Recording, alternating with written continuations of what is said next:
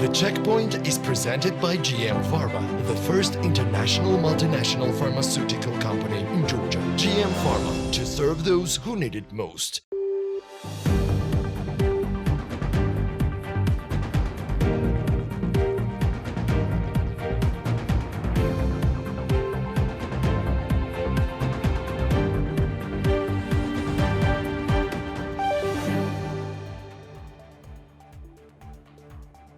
The international rating agency Standard & Poor's Global published a new review about Georgia. The economy of Georgia grew by 10.3% this year, which was mainly due to the migration of Russians.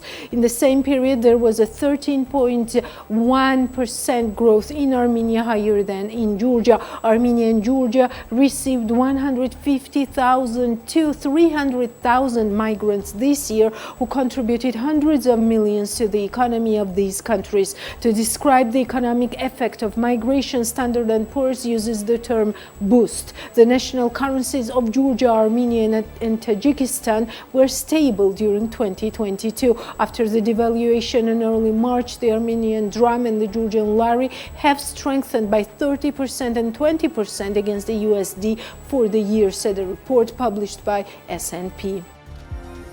The costs of medical drugs are expected to decrease by 40% next year following the anticipated introduction of reference prices, the Georgian government administration announced on Wednesday. The initial stage of the introduction will cover medication for chronic diseases before being expanded to other categories, with the initiative aiming to increase access to quality medicine, ensure fair prices, and a competitive and transparent pharmaceutical market. Consequently, almost 100,000 Georgian citizens will save up to 200 million lari. The introduction of reference prices will further improve access to medications, said the administration. Against the backdrop of existing challenges, partnership with the International Monetary Fund is particularly important, Minister of Finance Lasha Khutsishvili said at a briefing held together with the mission of the International Monetary Fund. As he noted, the government of Georgia, in close cooperation with the fund, constantly monitors economic development trends. According to Minister of Finance Lasha Khutsishvili, Georgian economy is characterized by a sustainable recovery in the post-pandemic period. Also, to him, the year 2022 started with positive trends. As the minister said, despite the high rates of economic growth of Georgia, the economic and geopolitical risks in the region and the world are still high, and inflation remains one of the most important challenges, even though certain downward trends are observed. This is The Checkpoints. I'm Elena Kvangelashvili, author and the anchor of the show, and the Checkpoints team is ready to give you the most updated news and analysis on business and economics. An International Monetary Fund team led by James John held meetings in Tbilisi during October 26 to November 7, 2022 to conduct discussions on the first review of Georgia's economic reform program supported by an IMF standby arrangement, SBA. At the end of the visit, Mr. John issued the following statement. Following productive discussions, the Georgian authorities and the IMF team reached staff-level agreement on policies for completion of the first review of the SBA. The agreement is subject to approval by IMF management and consideration by the Executive Board, which is expected in December 2022. Completion of the review will make SDR 30 million, that is about 38 million USD, available to Georgia. The authorities are treating the program as precautionary. The Georgian economy has performed strongly in 2022 as adverse spillovers from the war in Ukraine thus far have generally been less impactful than expected earlier. Beyond tourism revenues, a surge in immigration and financial inflows triggered by the war and the rise in transit trade through Georgia come on the heels of a robust economy from the pandemic and have lifted growth and fiscal revenue, strengthened the current account balance and the lari, and supported accumulation of foreign currency reserves. Credit growth has slowed, but inflation remains elevated, reflecting still high commodity prices and strong domestic demand. Quick and appropriate NBG action has helped limit the impact of the war on the financial sector, including by requiring banks to adhere to relevant sanctions. Growth is now projected at 10% in 2022, while annual inflation is forecast to close the year at 10.5%. Growth and inflation are expected to slow in 2023 on the back of moderating external inflows, deteriorating global economic and financial conditions, smaller fiscal deficits, and a sufficiently tight monetary policy stance. Over the medium term, growth is projected to converge to its potential rate of about 5%, supported by infrastructure investments and structural reforms to increase productivity. Inflation is forecast to fall to the NBG's target level of 3% in 2024.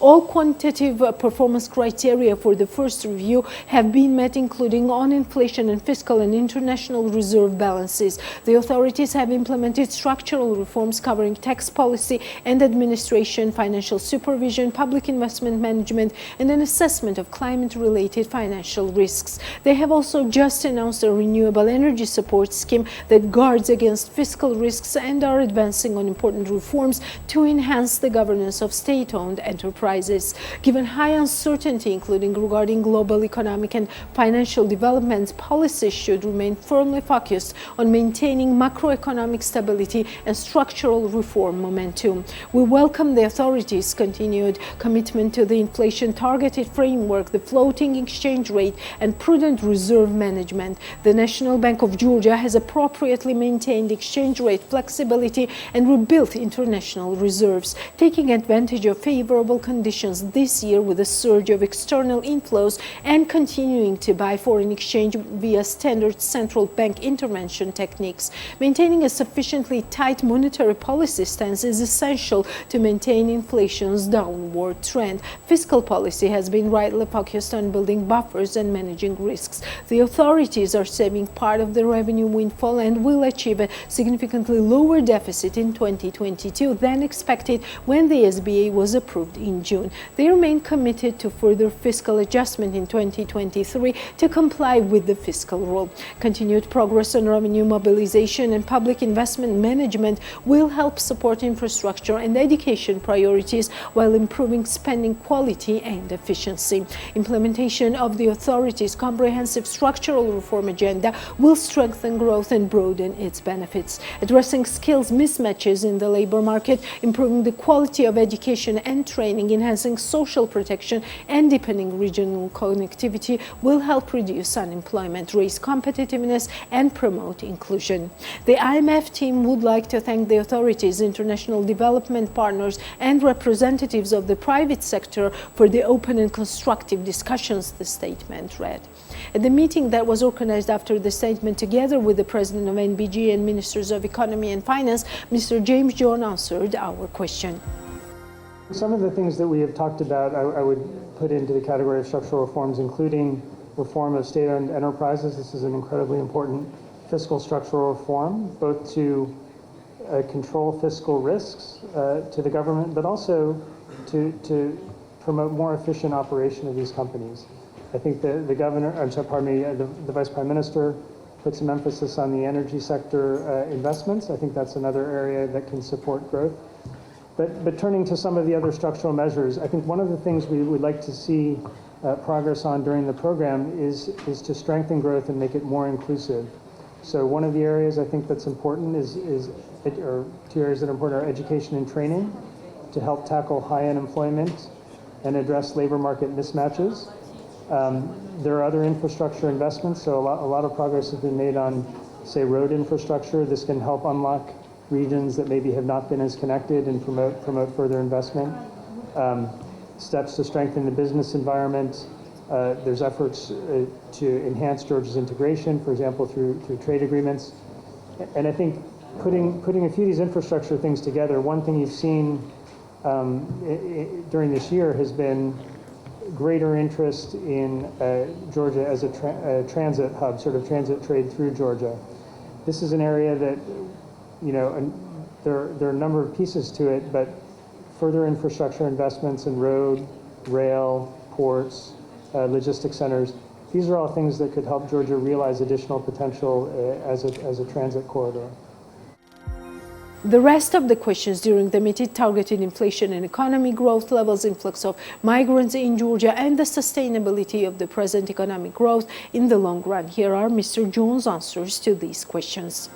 Following productive discussions with the Georgian authorities during our visit to Tbilisi, our IMF mission team has reached staff-level agreement on policies for completion of the first review of the standby arrangement.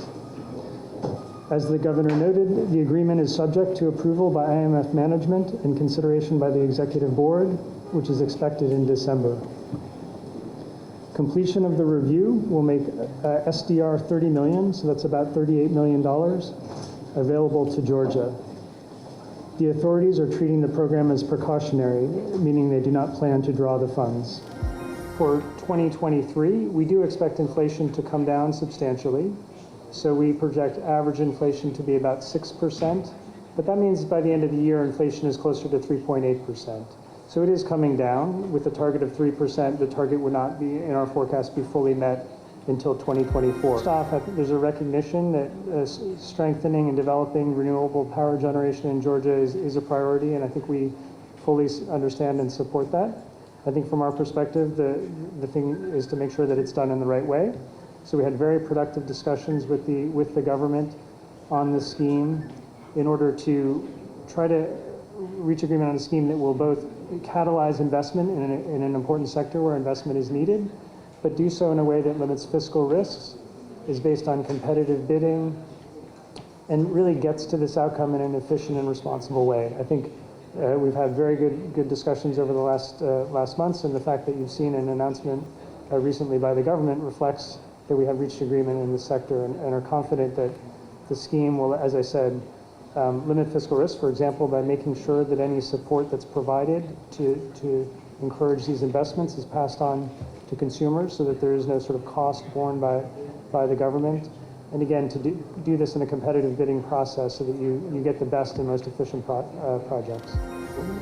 SOE reform is a key priority in the program, and this comes from the government. They indicated that they wanted this to be a key element of the program. Look, it's important to note this is a long-term effort, and I want to recognize the progress that's been made. I would say, since 2012, we've really seen a lot of efforts in this area. Overall, the idea is to improve the operation of these companies, so we want them, for the public corporations, the primary objective should be operating on a commercial basis. They would develop statements of corporate intent, which would define their financial and non-financial objectives. They would embrace good governance practices. Again, this is independent supervisory boards. Since these are owned by the government, it's important that the policy making and shareholding functions are separated so that there's no mixing there. The rest of the news in the economy right now in the checkpoints. An International Monetary Fund will allocate $38 million for Georgia. According to the IMF, Georgian economy has performed strongly in 2022, as adverse spillovers from the war in Ukraine thus far have generally been less impactful than expected earlier. Tourism revenues, a surge in immigration and financial inflows triggered by the war and a rise in transit trade through Georgia come on the heels of a robust recovery from the pandemic and have lifted growth and fiscal revenue, strengthened the current account balance and GLRE, and supported accumulation of foreign currency reserves. Growth is now projected at 10% in 2022. Economic growth and inflation are expected to slow in 2023. But over the medium term, growth is projected to converge to its potential rate of about 5%, supported by the infrastructure investments and structural reforms to increase productivity. Inflation is forecast to fall to MBG's target level of 3% in 2024. The document reads: in the first evaluation of the program, the IMF clearly notes that the government of Georgia continues the important progress we have in terms of macroeconomic stability, said the Minister of Economy and Sustainable Development Levan Davitashvili at a briefing held at the National Bank of Georgia, where the head of the IMF mission to Georgia, James Jones, summarized the results. The IMF also focuses on the sustainability of Georgian economy, economic growth, and the reduction of external vulnerability. According to the fund's forecast, the economic growth of Georgia will be 10% in 2022, and in the medium term, over the next 5 years, the economy of Georgia will grow by 5.8% on average, said the minister.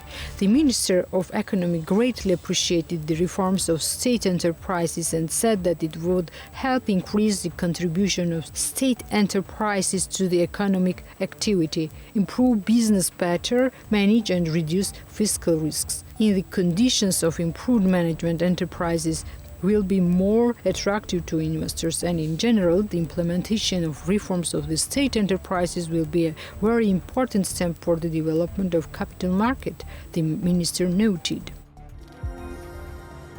The research center IRI publishes the results of a new nationwide poll conducted in Georgia. The poll shows that 27% of surveyed population believe that the primary problem is unemployment. 50% say inflation is the main challenge. Infrastructure and water-related problems are mentioned by 23% of population. Among the main problems cited by the remaining percentage of respondents are poverty, education, and issues related to agriculture. The fieldwork was carried out by the Institute of Polling and Marketing. Data was collected throughout Georgia between September 13 and October 2, 2022, through face-to-face computer-assisted personal interviewing in respondents' homes. Against the backdrop of existing challenges, partnership with the International Monetary Fund is particularly important, Minister of Finance Lasha Khutsishvili said. As he noted, the government of Georgia, in close cooperation with the fund, constantly monitors economic development trends. According to Minister of Finance Lasha Khutsishvili, Georgian economy is characterized by a sustainable recovery in the post-pandemic period. Also, the year 2022 started with positive trends. The very rapid recovery of tourism is noteworthy. There is also significant growth in the direction of exports against the background of global and regional challenges caused by the ongoing war in the Ukraine as a result of sanctions imposed on the Russian Federation. Certain changes took place and transit corridors shifted to the south, which naturally has a positive impact on the economy of Georgia. It's worth noting that the negative effects of the crisis caused by the war are offset by the very rapid recovery of the post-pandemic period, which has grown our economy faster than planned and allowed us to have double-digit economic growth this year. Full recovery of deficit, noted the Minister of Finance Lasha Khutsishvili. According to him, despite the high rates of economic growth of Georgia, the economic and geopolitical risks in the region and the world are still high, and inflation remains one of the most important challenges, even though certain downward trends are observed. Georgian Parliament Speaker Shalva Papuashvili on Tuesday summarized the Georgian delegation's working visit to Japan as very fruitful and said the relationship between the two countries entered a completely new stage. Papuashvili highlighted the agreements on investment protection and the joint credit mechanism between Georgia and Japan and stressed the importance of deepening their relations. We had an intensive talk about Russia's aggression against Ukraine, its occupation policy of Georgian territories and resulting security challenges in Georgia. There is also great interest in cooperation with Georgia in the field of renewable energy. Japan is interested in close relations with Georgia, the parliament speaker said. During the working visit, Papuashvili also discussed Georgia's transit potential with representatives of Tokyo Electric Power Company and Itochu Corporation, as well as the company's present and the upcoming projects in Georgia in the areas of renewable energy, urban infrastructure, revitalization, and other areas.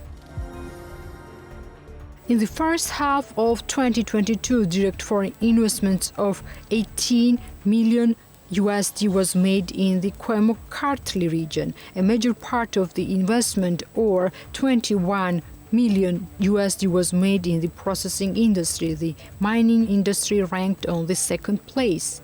BMG has also requested information from GEOSTAT on which companies have invested the most foreign investment.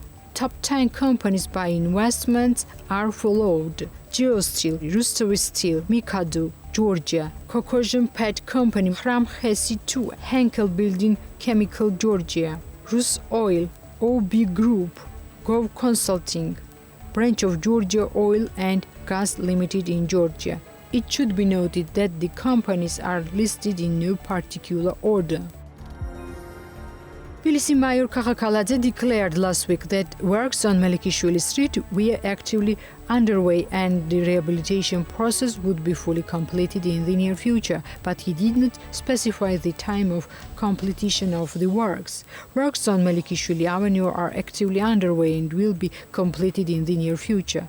Last layers of asphalt pavement will be made on the entire avenue. At the same time, greening works are conducted, sidewalks are arranged with tiles and road drawing works are also done, Kaladze said. The rehabilitation of Melikishvili Street was started by Tbilisi City Hall in June. The cost of the project is 6.4 million GLR and the company BMC has won the tender announced for the works. The costs of medical drugs are expected to decrease by 40% next year following the anticipated introduction of reference prices, the Georgian government administration announced on Wednesday. The initial stage of introduction will cover medication from chronic disease before being expanded to other categories, with the initiative aiming to increase access to quality medicines, ensure fair prices and a competitive and transparent pharmaceutical market. Almost 100,000 Georgian citizens will save up to 200 million GLR. The introduction of reference pricing will further improve access to medication, said the administration. It will come as the next phase of initiative addressing the domestic cost of medical drugs following the government's decision on offering a reduction in high prices on the local market by importing products from Turkey. The government has said the latter move has affected 68% reduction of medication prices in Georgia starting in March. What drives the relations between Italy and Georgia? What are the priorities of the Italian embassy for the next year? What could Georgia learn from Italy? These are some of the questions our reporter Giorgi Aronia discussed with the ambassador of Italy to Georgia, His Excellency Enrico Valvo. Hi there. Italy is one of the countries that Georgians love the most. This is evident through soft societal markers such as the prevalence of the Italian cuisine and Italian brands, as well as the hard financial data indicating tourism, trade and remittances. Recently, of course, the ties were strengthened even more by the talented Georgian football player Khoucha Kvaratskhelia, who has taken Naples by storm. Let's look at economics. During the first 9 months of 2022, the trade turnover between two countries amounted to $236 million, which represents an almost 25% increase year on year. During the same time period, foreign direct investment from Italy amounted to $1.4 million. What drives the relations between Italy and Georgia? What are the priorities of the Italian embassy for the next year? What could Georgia learn from Italy? These are some of the questions I will discuss today with the ambassador of Italy to Georgia, His Excellency Enrico Valvo. Greetings, Mr. Ambassador. It's a pleasure to have you here at BMG. It's a pleasure for me also to be here. Good afternoon. Mr. Ambassador, you assumed this role 3 years ago. What could you say about these last 3 years? How could you summarize your work here? Well, the first part of it was a little bit strange because we had to work with pandemics-related restrictions, and that, of course, hampered all of our activities, not only here in Georgia, but worldwide. We have tried to back up a little bit our capacity here in terms of economic and trade promotion, since we have opened a desk of an Italian trade agency within the embassy, and we have been working with them to let the opportunities in the Georgian economy known better in Italy, and to give day-by-day assistance to Italian companies or Georgian companies willing to make trade or business with Italy. This is basically what we did. We did also some a little bit more visible initiatives, which are connected to the fields where we are particularly strong. and where there is a correspondent interest in Georgia. Namely, we made initiatives specifically devoted on design and architecture. We made specific initiatives on innovative economy and startups. And we made initiatives, of course, also on food and wine and agro-processing. Mr. Ambassador, the last 3 years very crucial for Georgia in terms of European integration. Many things have happened. How would you rate the progress of our country in terms of on the road to the European integration? And what are your expectations in terms of implementation of the 12 recommendations issued by the European Union? Well, the European Council last June really opened a window of opportunity for Georgia in order to fulfill what are the long-term expectations of a Georgian nation. Getting inside the European Union and getting integrally, politically and economically part of Europe. You know that this year President Zurabishvili was in a state visit to Italy, and when talking about this very issue, it was before the European Council, of course, when talking about this very issue, our president remarked publicly that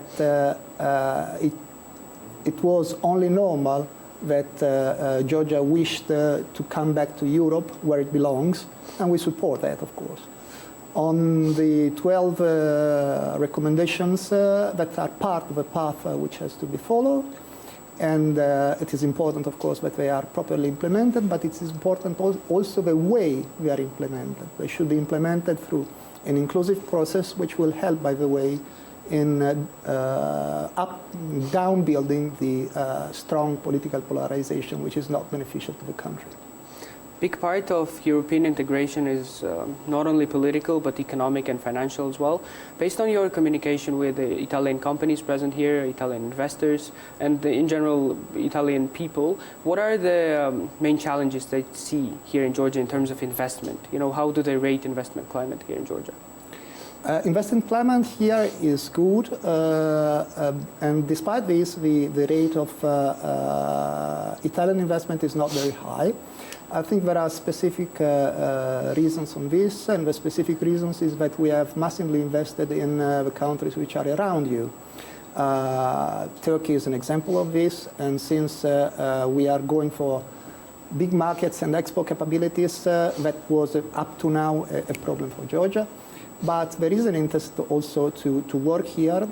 We have had in the past investments in agriculture, hazelnut growing, for example, and we are still there with it. And we are having a strong interest in energy renewables, hydropower. And there are a number of projects which are active now. And as I said, there is a strong interest, and according to results of the first investments, more might be coming. What could be done to attract more and more Italian investors to Georgia? Well, I think that, of course, the completion of the relevant connectivity infrastructure is important, and you are working on that with the help of international partners. And it's at a good stage, but it's not yet completed. I'm thinking in particular of transport connectivity once you arrive to the Black Sea. It's a long way to go from there onwards. And then I think also some work on the labor market would be useful in terms of upskilling. And that is also a part of a process which is ongoing and which I suppose will bring its fruits in the time to come. Let's talk about DCFTA for a second. How important is it for the integration between the EU and Georgia? This would be my first question. And the second one, do you think that Georgia is reaping all the benefits that DCFTA has to offer? The CFTA is no doubt extremely important for the integration of Georgia because on the economic side it puts all those, or a great deal of those requisites which are necessary to enter into the market without being crushed by market forces, which is absolutely essential and which is what has to happen in order for it to be a success. The benefits have not still been reaped completely, but I think that this is absolutely normal because it's an adaptation process when you move trade flows. It's an adaptation process when you build the necessary infrastructure. And at the end of the day, it's not a sprint race, it's a marathon, and it will bring fruits in the long run. Let's go sector by sector now, because I'm very interested in all the export capabilities that Georgia has to offer. Nuts, as you mentioned, remain the second largest export commodity from Georgia to Italy. And I'll tell you some statistics. For 2022, the amount stands at roughly 14 million USD. In 2016, it stood at 48 million USD, phenomenal number. While last year at 31 million USD. So we see sharp decline year on year. What do you attribute this decline to? Well, 2021 figures were not bad, as you remarked. As for this year is concerned, of course, I think that a role is also being played by the stink bug, which came back and with significant effects. And of course, the quality of the product has to be such that it can be used within the European Union market, and that is why the Italian company which has invested here in hazelnut growing close to Zuglidi has tried to work in the past and still willing to do to work in cooperation with the Ministry of Agriculture and Environment of Georgia in order to upgrade the capabilities of local growers. Because the potential in terms of buying by the Italian agro-processing industry is very big, and there are margins to go back and even overtake the successes of the past. Given that you mentioned the margins, what is the competitive advantage of Georgia nuts, and what should we as country business sector do to somehow outperform all the other countries that produce the same product? Well, you had the tradition of growing hazelnuts in the western part of the country, but you have also a very good qualitative level of production in the east, which is new and which is performing pretty well. The very point is to bring the qualitative levels all over the country at a standard which can be bought on a massive scale. This will be the competitive advantage as far as the buyer, of course, the buyer, as in every field, looks for diversifying its sources of raw material, in this case, hazelnuts. Another sector I'm very interested in is that you mentioned in the introduction, design and architecture. Could you elaborate, please, on how Italy supports the development of these two sectors in Georgia? Well, we did it through specific initiatives, through the Italian Design Day. We organized seminars and expositions, and we had very good cooperation with this. Also with the Ministry of Infrastructure and Development, Regional Development, because part of the expertise we brought here has to do with requalification of urban areas, which is of interest of Georgia in many respects. And it is also one of the fields which is connected to tourism, where Italian companies are actually working. I'm thinking, for instance, to the master plan for the requalification of Scaltubo, where a group of Italian companies is making the feasibility study. And in wider sense, also the tourism sector has to do with this, more with planning than with architecture itself. But in this field, we are, for instance, contributing to the artificial nose systems in Bacuriani, which are being now set up by an Italian company. Mr. Ambassador, you mentioned tourism, and given the context, given Italy, given Georgia, this is the topic we cannot miss. Your predecessor, Ambassador Bartoli, in 2018, he said that tourism is Georgia's oil. What's your take on that? It's absolutely true. It's absolutely true, and I would say that the interesting thing which may bring synergies between the two relevant industries in Italy and in Georgia is the fact that the ratio on GDP is pretty similar in Italy and Georgia. It's about 13%, and that has a big impact on the overall economy because it brings with itself a lot of other things. From services to persons, to building industry, to consumer goods, food, wine. So it's a very good engine for economic development. Of course, also in this case, diversification is important. The more nationalities you have, the better it is. What could we, as a country that heavily relies on tourism, learn from Italy in this regard? Well, I think that one important thing is that you take care of what you have in terms of natural goods and in terms of heritage, which, by the way, you are doing. It's important to continue to do it. And the second step is to merchandise it somehow. So it has to become iconic, and people must be willing to see that. I mean, people want to see the Colosseum in Rome. I think that people might be also willing to see some places in Mskheta, Svetitsko Veli, or might be willing to see the churches in Gergeti and the Kazbegi. It's a matter of promotion. Is it pure marketing and branding, or there's something else to it? There must be something underlying, of course. There is marketing and branding. And then, of course, there is the ability to let people enjoy that. But you can do that pretty well, thanks to Georgian hospitality. Hospitality is one thing, but then the quality of the service offered is another. Based on your experience and your communication with Italian tourists here, you know, how good is Georgian service? I would assess the quality as good, also because the market is properly segmented. So you find a reasonable relation in terms of quality and price in all the segments of the market, and you can choose the one you want. So Georgia and Italy are related, as I said in my introduction, in many ways. One of them being that a lot of Georgians have migrated to Italy in recent years. This obviously has its own positive, negative effects. The positive effects it has on remittances, which have been growing.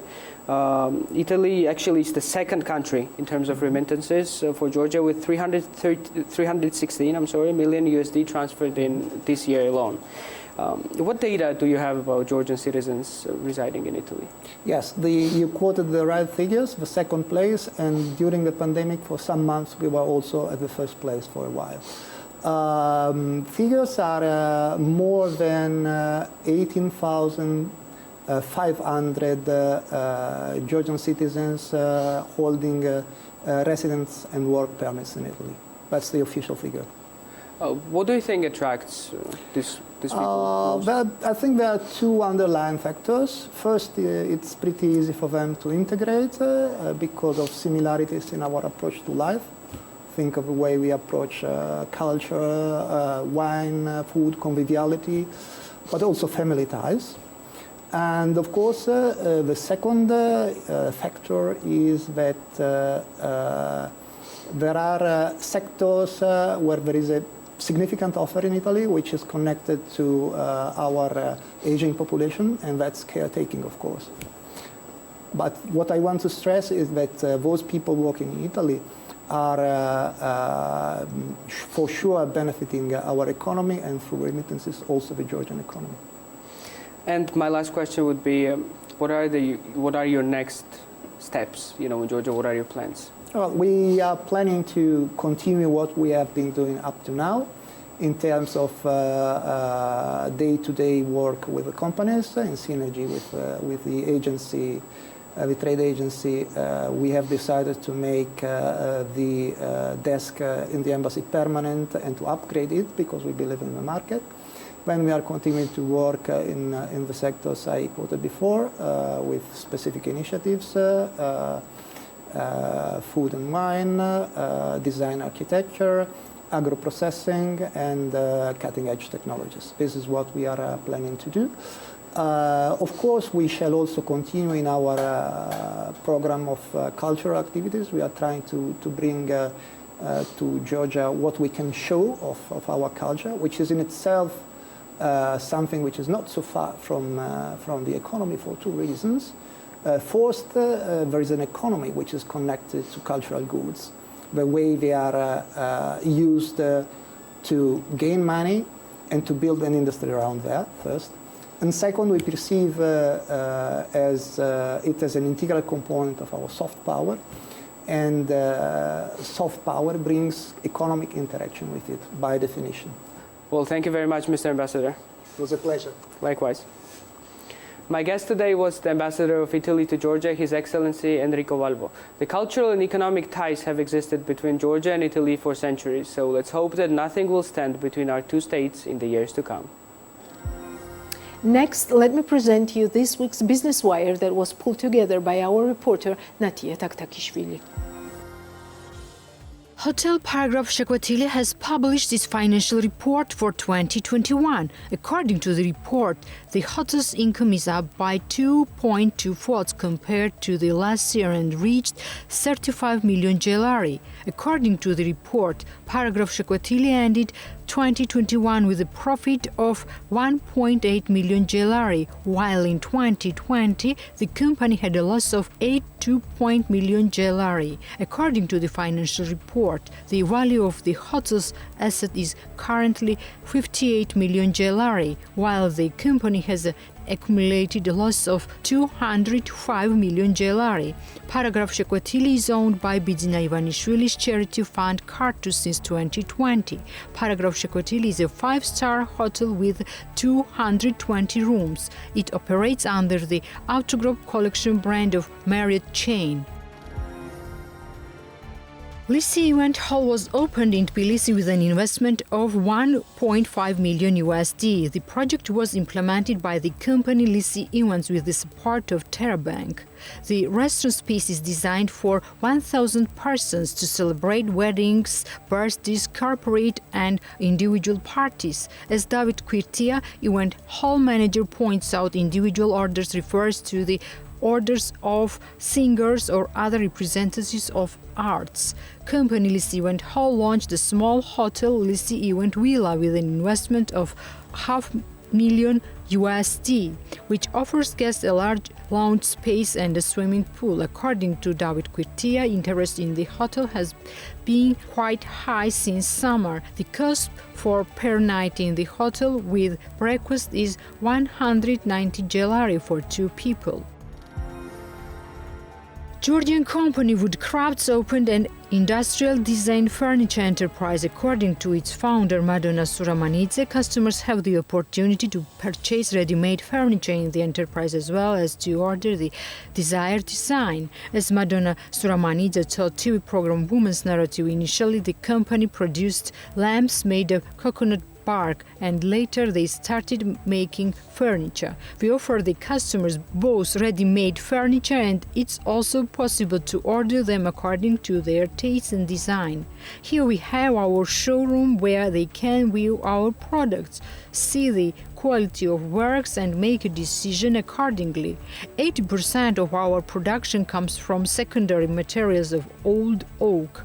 We mainly use secondary wood materials obtained from the demolition of old houses and barns. We have several suppliers. At this stage, 4 people are employed in the enterprise, says the founder. According to Madonna Suramanidze, the price of furniture in the wood crafts ranges from 1,000 gelari to 3,000 gelari on average.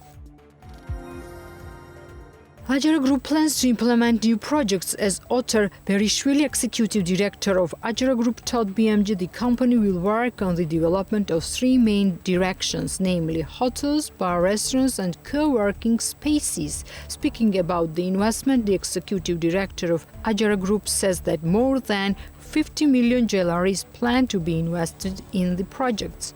Rooms Batumi will be opened in 2023. This is a priority project for us. Construction works are actively underway. We are also implementing the project in Tsikhistiri. At the first stage, we only opened a restaurant, but we are also planning to open a hotel. It will be completely new concept hotel and will not be under the Rooms brand. Along with the hotels, we are working on the development of co-working spaces. As for the volume of investment at this stage, as far as I can say with the precision, more than 50 million GLR is planned to be invested, says Otar Berishvili. Moreover, Rooms Hotel Abasumani will be opened in 2024 as well. Founder of Hayari, Gela Takwadze, announced while talking to BMG that Hayari is the only hotel in Utsara which operates during the winter season and notes in the case of demand they cannot fully satisfy it, as Hayari is able to accommodate only 12 people. Hayari combines 3 cottages, which is the only hotel in Utsara resort. Gela Takwadze notes that the only way to attract vacationers in winter is to build a ski resort in Racha. Each citizen of Racha will unconditionally want to build a ski resort because it will be a relief. The existence of a winter resort will write a new story in the history of Racha. Currently, people have to meet the winter season with the savings accumulated during the summer, says Gela Takwadze. The implementation of the future plans of Hayari is related to maintaining communication channels in Utsara. They want to expand the hotel at cottages and a food facility, which is impossible without gas supply. When gas supply will be launched in Utsara, we are going to add cottages because for tourists it's always a priority to rest in a hotel where meals are included in the service, and there are almost no food facilities in Utsara, especially in winter, he said. Hayari was created a year ago with personal investment of the founder, which amounted to 200,000 GLR. Currently 4 people are employed there. The fee for spending the night in the cottage varies depending on the season, from 150 GLR to 300 GLR. The spice manufacturing company was launched in Igoeti, which produces 80 types of spices. As the commercial director of Igoeti, Vaja Iluridze told BMG the enterprise, equipped with modern machinery, can produce 7,500 packages per day.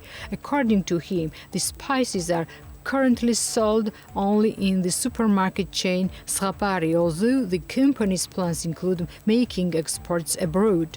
Our enterprise is equipped with modern machines and it meets all standards. The equipment can produce 7,500 packages per day, although the enterprise has the more resources. Igoeti products are valid longer than usual. In the packages of our products, the device adds nitrogen, which expels oxygen from the package, and the term of the product expires in 2 years. Quality is the most important thing for the company. We have installed ozonometers in the factory, which destroys all kinds of bacteria. As for sales, Igoeti spices are sold in the supermarket chain Srapari. We have negotiations in the direction of exports, and if everything goes well, we will export in the winter season of this year, says the commercial director of Igoeti. As a part of Enterprise Georgia's export support component, children's clothing producer Lemo has been able to attend international exhibition PT Imagine Bimbo, while company's unique and creative products have generated interest at this event.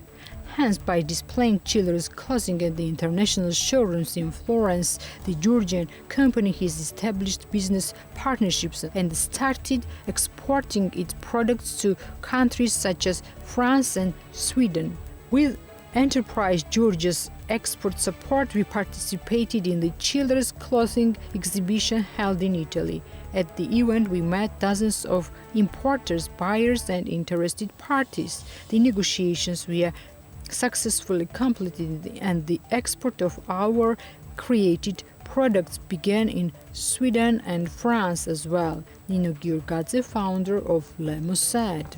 Currently, 1,000 units of clothes have already been sent for export, and they are preparing to present the winter collection. The children's clothing manufacturing company Lemo appeared on the market in 2020.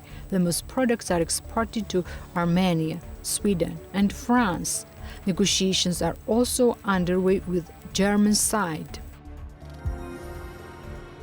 Agricultural product retail store Tserti is expanding. The company will open new branches in Skhneti and Nadaladevi district. As Bidzina Gonashvili, the founder of Tserti, told BMG, a total of 700,000 GLR is being invested in both projects. A new branch of Tserti will be opened in the middle of November. At the beginning of December, we will open the facility in Skhneti at Rustaveli Street 23. The investment will be approximately 700,000 GLR. With the addition of new branches, the number of employees will increase to 35, says Bidzina Gonashvili. Tserti currently has 2 branches in Tbilisi, in Didube, and another is located on Ghazbegi Avenue. Georgian food is having a moment. It's apparent from the moment I tell someone I live in this fascinating, if not often forgotten, and overlooked country in the Caucasus, writes Brianna Wilson in Forbes magazine. What the author is referring to is the list of the best restaurants in Tbilisi that Wilson compiled during her visit to the Georgian capital. Our reporter Georgi Aronia visited some of the finest dining establishments in Tbilisi. Let's see what he will tell us.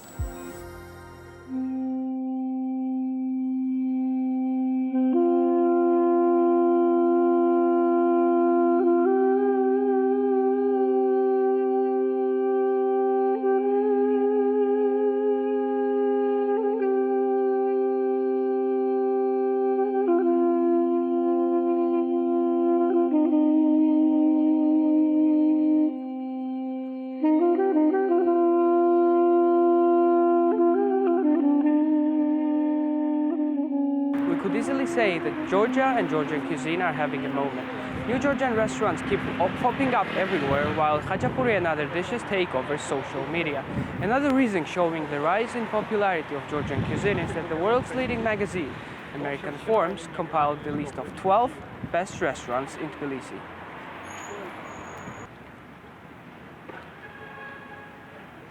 Georgian food is so much more than something you taste. It's something you experience, especially if you're experiencing Georgian food for the very first time in the country, writes Brianna Wilson. That's when you really taste a Georgian tomato for the first time, when you discover the seasonality of Georgian's bounty, mushrooms, mulberries and all, when you begin to wish the ladies at Desertis Bazaar selling you ajika and every other spice you could imagine would just adopt you and share their knowledge with you forever. It's when the homemade wine and chacha appear out of nowhere. That's the real heart and soul of Georgian food. That's why people connect and adore this cuisine in unexplainable ways and why they continue to be drawn to Georgia. So let's follow Brianna Wilson on this journey and see which are the best restaurants in Tbilisi.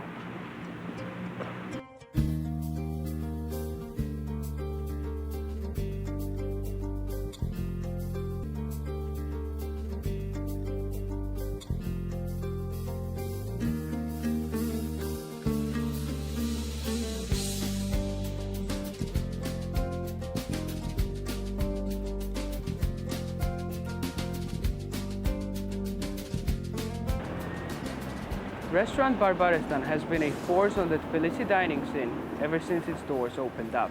Housed in an old butcher shop, it's named after the famous 19th century writer and cook, Barbare Georgiadze.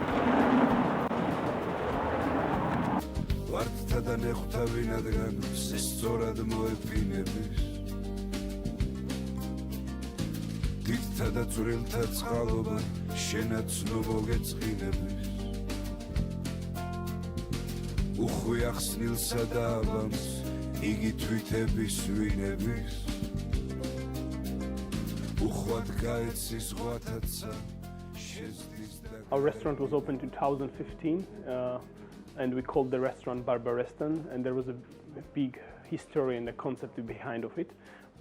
We had a typical Georgian restaurant more than 10 years in the same space here. My family owned it, my father and mother, and they wanted to make some kind of a renovation and develop it and make a little bit not typical Georgian restaurant.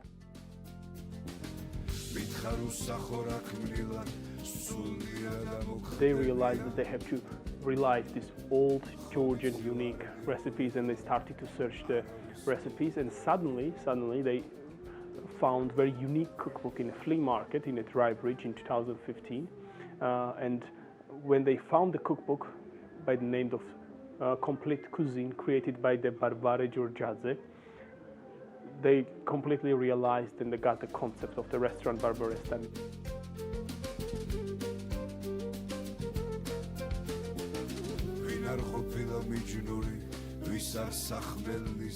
In this cookbook we have more than 807 recipes, which is combined and collected from different parts of Georgia. And there also the influence of France and Russia, and the Barbare was the Duchess, and she was traveling a lot and collecting the unique Georgian recipes from different parts of Georgia as well.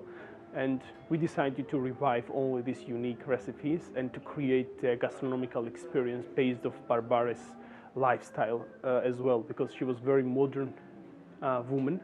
She was the first feminist woman in Georgia, Duchess, culinary writer, and a noble woman. And we wanted to make her home, I would say, where the guests would feel as they are visiting home at Barbare, and serving the food from the recipe of Barbare, and the service is also very family friendly, but a little bit professional, I would say.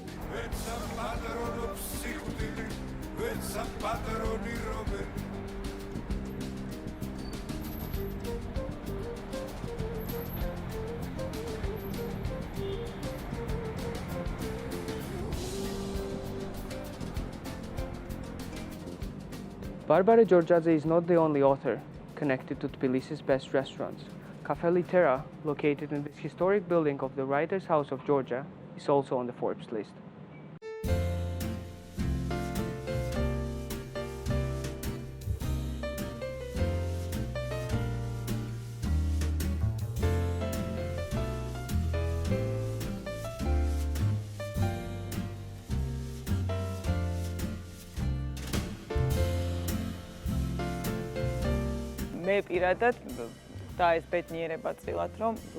Opening a restaurant here was an enormous personal honor. We wanted to create a place where people would enjoy literature and gastronomy. It's been 8 years since we opened our restaurant, and during this time, this concept, this tandem of literature, literary culture, and gastronomy have been in harmony.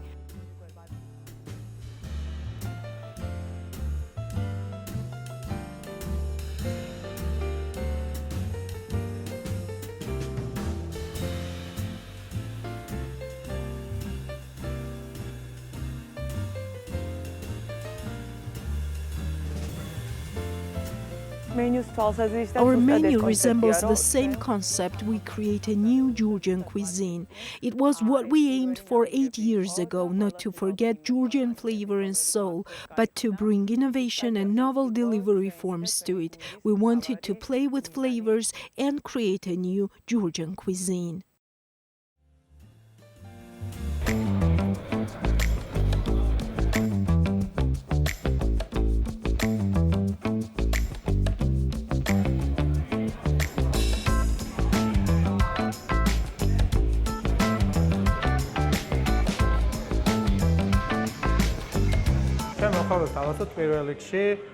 We offer our guests several unique varieties of khingali. All of them are so different, they satisfy all the taste buds. Along with the traditional khingali options, we have vegetarian and vegan alternatives too. Our main product is the traditional khingali made according to the ancient recipes that we have collected in the mountainous regions of Georgia. Apart from the food, we offer our guests a home-like, cozy environment.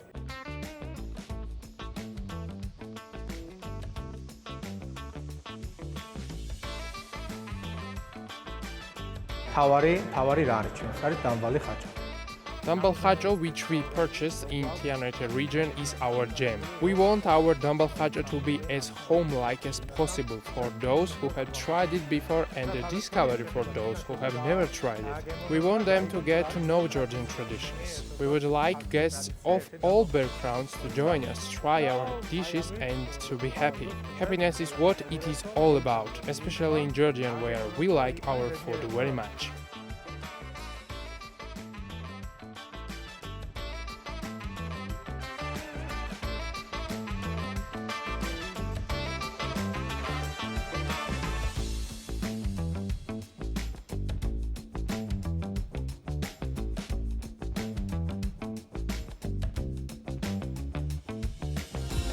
This is all for today. We will meet next Sunday, 11 a.m. sharp. Before that, follow us on BM.G and Forbes.G, and take care.